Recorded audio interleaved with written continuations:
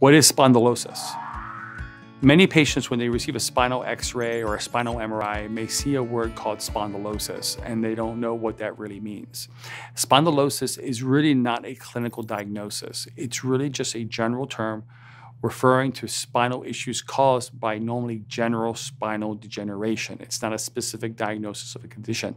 So they can say spondylosis of the cervical spine, and that normally means that the person has some kind of spinal degeneration or some kind of some degenerative findings in the cervical spine. It can have many different causes. Really, the most common cause tends to be arthritis of the spine and degenerative disc disease. Now, as we know, arthritis and degenerative disc disease is typically a result of spinal misalignment. When the spine misaligns, it can cause the spine to wear out prematurely and asymmetrically as a result of alignment, and this is normally called osteoarthritis.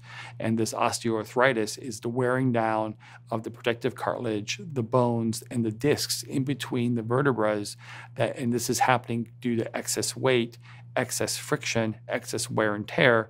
Just like an unaligned car will cause one tire to wear out faster than the other three, this is also true in the spinal alignment. With spines out of alignment, it'll cause one area of the spine to wear out or degenerate faster than the other. This is what osteoarthritis is.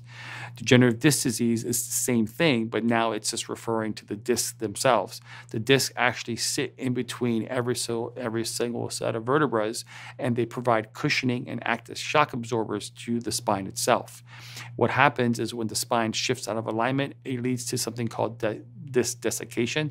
This disc desiccation is where the disc starts to lose height and starts to change shape. It starts to affect the spine in its normal alignment, which can lead to structural and functional losses of the spine, and this will cause the disc to deteriorate, and that can be called spondylosis.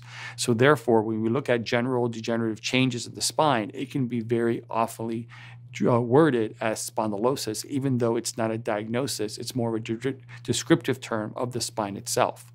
When spondylosis is left untreated, what can happen? Obviously, the spinal degeneration can continue to worsen, and we can see further degenerative findings within the spine.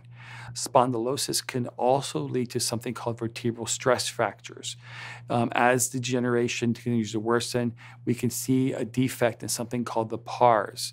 The pars is an area of the vertebra that connect the front of the bone to the back of the bone. If you can lead a fracture or a defect in that area, those two bones can separate, and then you can lead up to something called a spondylolisthesis, and that's where this bone begins to move forward or anterior relative to the bone above or below, and this can be more complicated. This more happens in the lumbar spine, but it can also happen in the cervical spine. The way you treat spondylosis is to treat the underlying cause. And normally the underlying cause is definitely related to spinal alignment. And spinal alignment normally can lead to be the precursor to spinal degeneration and spinal and disc degeneration and degenerative disc disease. So normally anything that restores normal spinal alignment will be beneficial.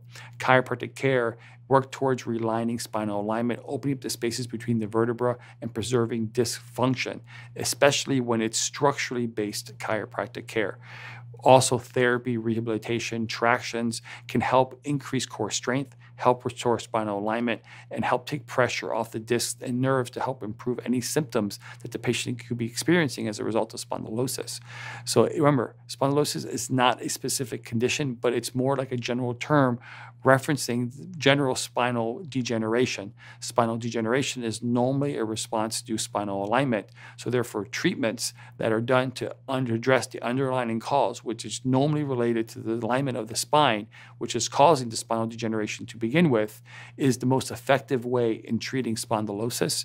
And normally these treatment plans must be customized based upon as the patient walks in your door and as the patient comes in, and we evaluate exactly what the patient needs and doesn't need is the way we determine the best treatment plan for that person. Thanks for watching. I hope you found this information helpful. If you'd like to hear about other topics and information on scoliosis, type in the comments below and let us know. And finally, subscribe and hit the bell icon to be notified of when we publish content. Thanks.